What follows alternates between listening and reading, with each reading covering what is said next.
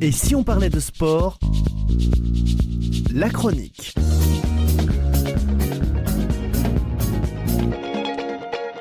Et bienvenue dans cette nouvelle chronique spéciale résultats. Et bienvenue aussi dans cette nouvelle année 2026. Bonjour à toutes et à tous et nous espérons que vous avez passé de belles fêtes. Avant de plonger dans les résultats, toute l'équipe de Et si on parlait de sport vous souhaite une très belle année pleine de santé, de réussite et surtout de grandes émotions sportives. Très heureux de vous retrouver pour ce rendez-vous désormais traditionnel du lundi, le moment où l'on refait le plein d'émotions sportives avec l'émission numéro 135 de Et si on parlait de sport.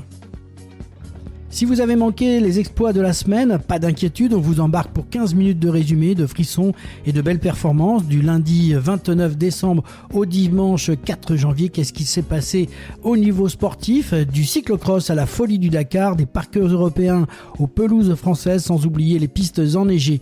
Voilà, attachez vos ceintures, c'est parti pour les résultats de la semaine. Et on débute avec le cyclocross et une très belle performance tricolore en Belgique.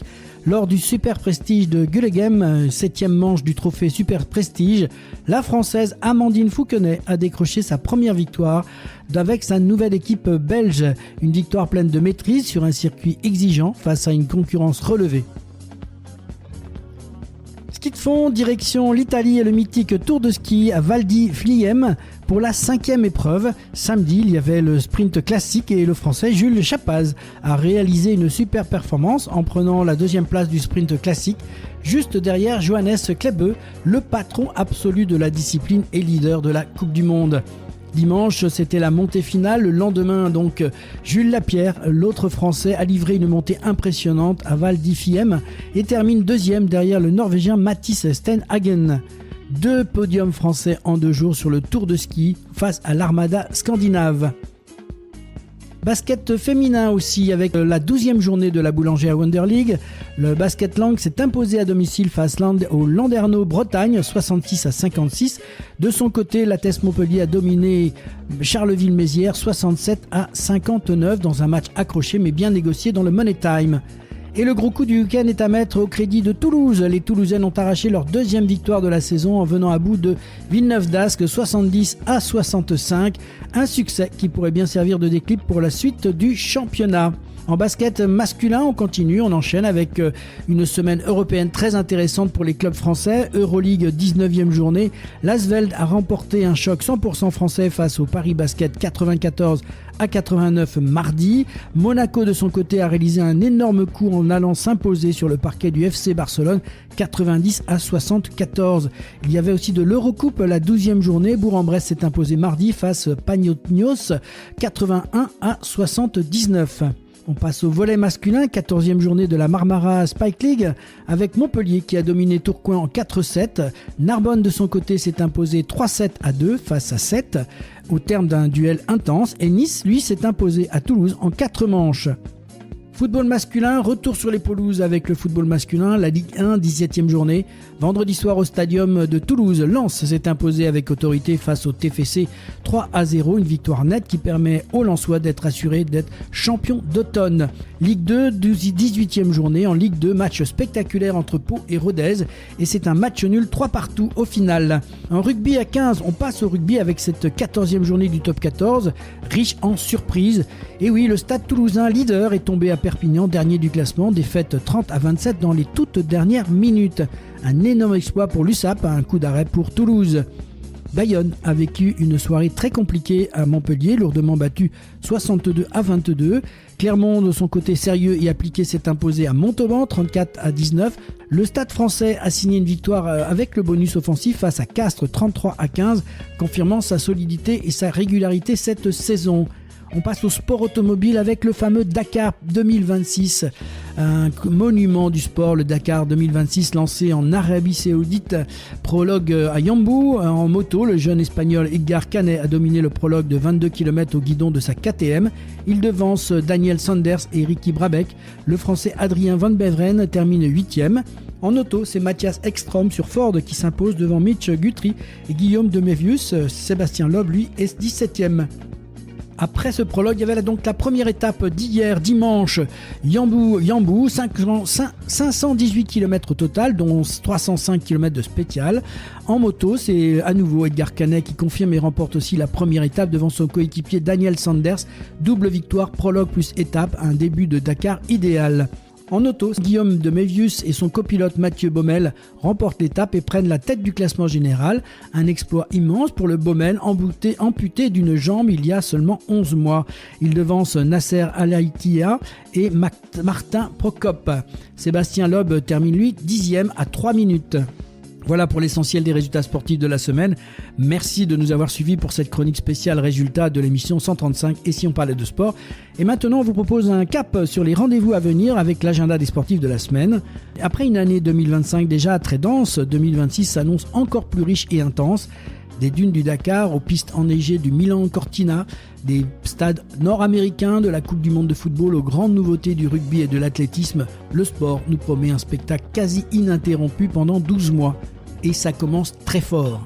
Bienvenue dans l'agenda sportif de la semaine, donc du lundi 5 au dimanche 11 janvier. Voilà ce qui vous attend dans Et si on parle de sport. En fil rouge, toute la semaine, on démarre avec le foot international puisque jusqu'au 18 janvier, place à la Coupe d'Afrique des Nations qui est organisée cette année au Maroc. Et mardi, grosse soirée basket, puisque nous aurons l'Euroleague avec la 20e journée. Monaco reçoit le Partizan Belgrade, tandis que l'Asvel accueille le Real Madrid. En Ligue des Champions, place au barrage. Tofas Bursa contre Cholet, Mersin SC contre Le Mans et Chalon-sur-Saône contre Prométhéas Patras. Mercredi 7 janvier, direction la montagne. Mercredi avec le ski alpin en Coupe du Monde à Madonna di Campiglio, place au slalom homme. Retour en salle ensuite avec le basket masculin, suite de la 20e journée d'Euroleague, avec Efes Istanbul qui reçoit Paris Basketball et en Eurocoupe, Ankara reçoit Bourg-en-Bresse. Basket féminin, la Boulangère Wonder League avec la 13e journée, Villeneuve d'Ascq reçoit l'Athès Montpellier et Roche-Vendée reçoit Toulouse. Jeudi 8 janvier, l'Euroleague masculine enchaîne avec la 21e journée. Valence reçoit Monaco. Les barrages retour de la Ligue des Champions sont aussi au programme avec Cholet, Tofas Bursa, Le Mans, Mersin SC et Prométhéas Patras contre Chalon-sur-Saône. Du jeudi au dimanche, cap sur l'Allemagne avec le biathlon, la Coupe du Monde Oberhof, 4e étape de jeudi à dimanche avec l'ensemble des épreuves individuelles et relais pour les hommes et les femmes. Vendredi 9 janvier, retour à l'Euroleague de basket masculine, 21e journée. L'Hapoel Tel Aviv reçoit Paris, Baskonia Vitoria reçoit L'Asvel et place au rugby avec cette fameuse 3e journée en Coupe des Champions, c'est la reprise. Castres reçoit Basse, en Pro D2 16e journée, Aurillac va recevoir Colomiers, Valence Romance reçoit Béziers, Oyonnax reçoit Carcassonne. Et le samedi 10 janvier, c'est une journée XXL qui nous attend avec du ski alpin, slalom géant homme à Abelden en Suisse, descente femme à Zochensee en Autriche. En football masculin, Coupe de France, ce sont les 16e de finale et Angers reçoit Toulouse. En football féminin également, Coupe de France, 16e, Dijon reçoit Toulouse. En basket féminin, la Boulangère Wonder League, 14e journée. L'Athès Montpellier reçoit Roche-Vendée et Toulouse reçoit L'Asvel. En handball féminin, Ligue des Champions, 10e journée, Metz reçoit Gior. En rugby, Coupe des Champions à suivre avec Clermont qui reçoit Glasgow, Leinster reçoit La Rochelle, Leicester reçoit Bayonne, Scarlets reçoit Pau. Et en challenge européen, Montauban reçoit Black Lions, Newcastle reçoit Perpignan, Lions reçoit Lyon, Stade Français reçoit Exeter et Cardiff reçoit Racing 92. Côté volleyball, avec du volleyball féminin en Saforel Power League 6, 16e journée, France Avenir reçoit Béziers et le volley masculin en Marmaras Peak League 15e journée, Toulouse reçoit Paris, Poitiers reçoit Narbonne, Sète reçoit Chaumont et Tours reçoit Montpellier. Et enfin, hockey sur glace, 2e division, Vaujany-Grenoble reçoit Toulouse-Blagnac et Valence reçoit Montpellier. On passe au dimanche 11 janvier, ski alpin féminin avec la Coupe du Monde à Zochensee en Autriche avec le Super G et chez les hommes le slalom Adelbolden en Suisse, football masculin suite Coupe de France 16e finale, Metz reçoit Montpellier et chez les femmes suite de la Coupe de France 16e de finale, Albi reçoit Grenoble et Sarcelles reçoit Montpellier. En rugby, Coupe des Champions, Saracens reçoit Toulouse, Toulon reçoit Munster, Bordeaux-Bègles reçoit Northampton, en challenge, Montpellier reçoit Connard Et en handball féminin, Ligue des Champions, Podravka Koprivnica reçoit Brest. Voilà, c'était l'agenda sportif de la semaine à retrouver et à revivre chaque lundi dans Et si on parlait de sport. N'oubliez pas, mercredi 18h, retrouvez notre grand format hebdomadaire avec analyse, interview et coulisses du sport et nos consultants et invités dans Et si on parlait de sport, l'émission 135. Au sommaire de ce nouvel épisode de Et si on parlait de sport, 2 mi-temps, 2 univers et une même passion. Première mi-temps, cap sur le Dakar 2026, une course mythique, un défi hors norme, des kilomètres de sable, de poussière et de fatigue et une seule ligne d'arrivée. On plonge dans l'histoire du Dakar, ses légendes, ses héros, ses drames et on décrypte un parcours 2026 annoncé comme l'un des plus exigeants de ces dernières années avec les favoris, les outsiders et toutes celles et ceux prêts à repousser leurs limites. Le Dakar, plus qu'une course, une aventure humaine. En deuxième mi-temps, place au football féminin et à un grand témoignage. Valérie Gauvin, internationale française, ancienne attaquante de Montpellier, passée par l'Angleterre et les États-Unis, sera notre invitée. Une carrière au plus haut niveau et aujourd'hui un nouveau départ. Elle nous parle de ses débuts de l'équipe de France, des sacrifices, de l'après-carrière, de son livre et de cette transition souvent invisible entre la lumière des stades et la vie d'après. Une émission intense, humaine et inspirante. Rendez-vous mercredi pour ce grand format de Et si on parlait de sport. C'était votre rendez-vous du lundi spécial résultat, l'émission 135 signée Et si on parlait de sport. On se retrouve très vite pour de nouvelles émotions sportives. Bonne année et bonne semaine à toutes et à tous et surtout, vive le sport!